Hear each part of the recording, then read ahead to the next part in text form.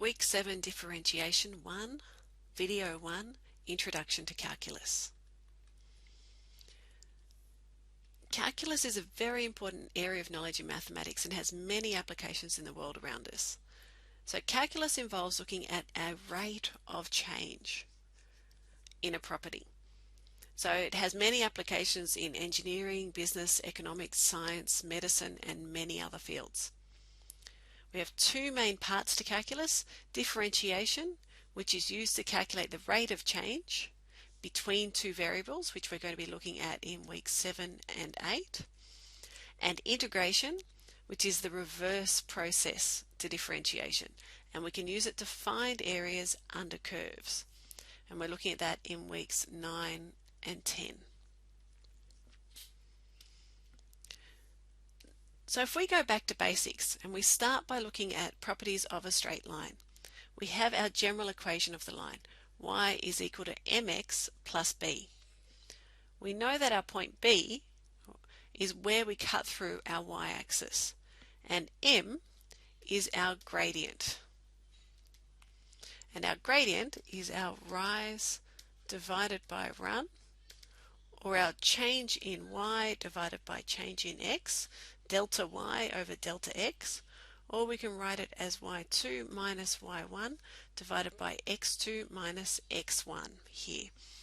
So we look at here from point 1 to point 2, point 1 to point 2, we have our change in y over our change in x here. So if we look at the graph below, we can find our equation here. So here we have our b cutting through our y-axis. We have our point 1, and at point 1 we have x1, y1. Our point 2 we have x2, y2. So to find our gradient, rise over run, we have y2 here minus y1 divided by x2 minus x1.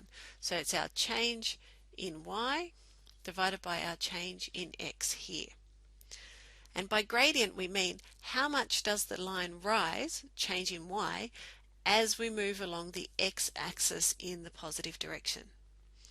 We can think of our gradient or slope as m, the increase in y for every increase of 1 in x.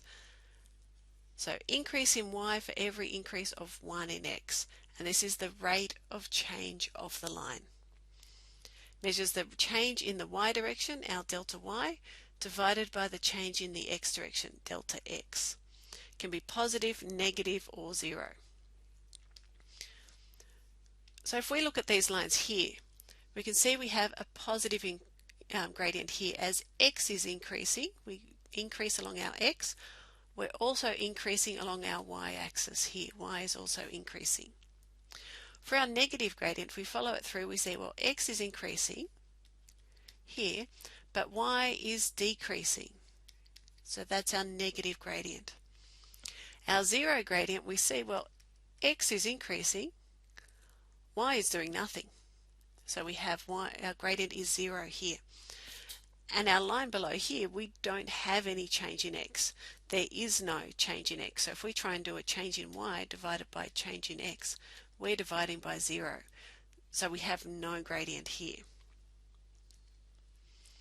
So if we look at the example here below, we've got our point here, P1, and our point P2. So at P1, our x value is 2 and our y value is 3. At P2, our x value is 6 and our y value is 6.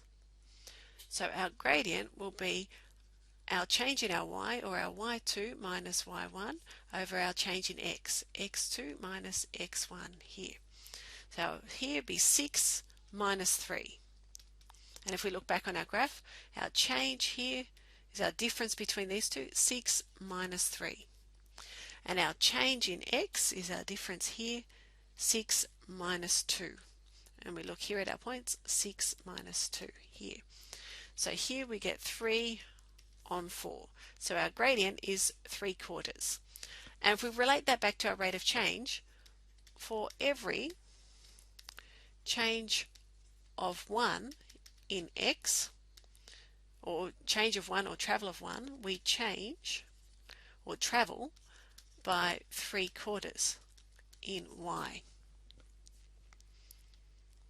So if we look at another example here, we've got here our point P1 and here our point P2. If we go straight off here, we want it to look okay. So here our m is our change in y divided by our change in x.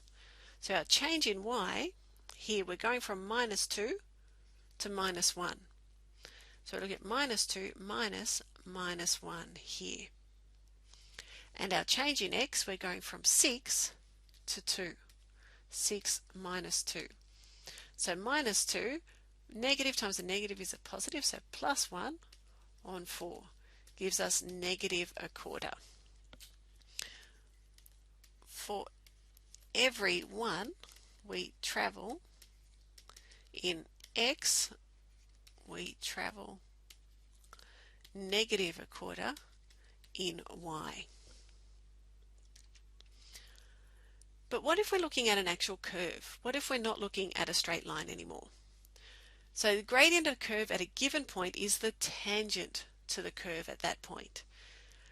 And so here our tangent we draw like this here. So a tangent runs along and just touches at the side. So if we look here, it's pretty close to a straight line. And it's negative here, isn't it? Here again, it's relatively close to a straight line and it's positive. Here it's slightly different but still positive. Here slightly different, still negative. Here straight across and 0. So if we draw these on, we have our negatives going down, our 0 where we stop and go straight across, and our positives going up here. So we see our gradient of the curve is not constant. We can see it has a positive gradient increasing and negative gradient on there, as well as the 0. So we find our gradient of different points of a curve by measuring the gradient of tangents to the curve. Our tangents are straight lines drawn onto the curve at a particular point that just touch the curve at that point and show the direction in which that point on the curve is travelling. So if we look on here, we'll change colours here. So if we look starting off here, we look, okay, well here, it's a bit of a funny bit here. We've got, okay, this way here. We've got here, we're trying to put lots of different tangents on here. We've got a 0, 1 here, a 0, 1 there. We've got a tangent here, here, here, here. And so we're just looking at the particular direction at that instant in time. We're going to have a 0 here, zeros on there, negative, negative, and they're slightly different. And we have a 0 here, positive here. So we have quite a lot of different values on here. We can see our tangent is continually changing here, and we have some more positives up here. So we see, we draw our tangent on, we're positive, we have 0, negative, 0, positive again. Positive, negative, negative, 0, positive, and so on. And there's a 0 in between up here as well. So we find our exact gradient for the tangent at a particular point by using our gradient formula.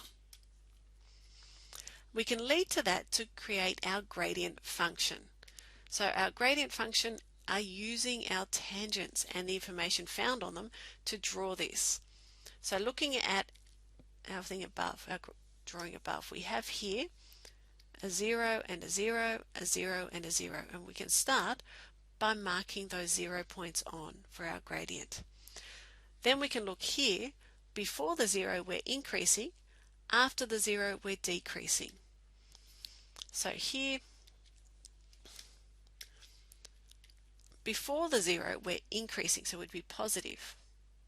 So here positive, after the 0 we're decreasing, so we're increasing and then decreasing. And we can work through all of these different steps here to get our gradient function.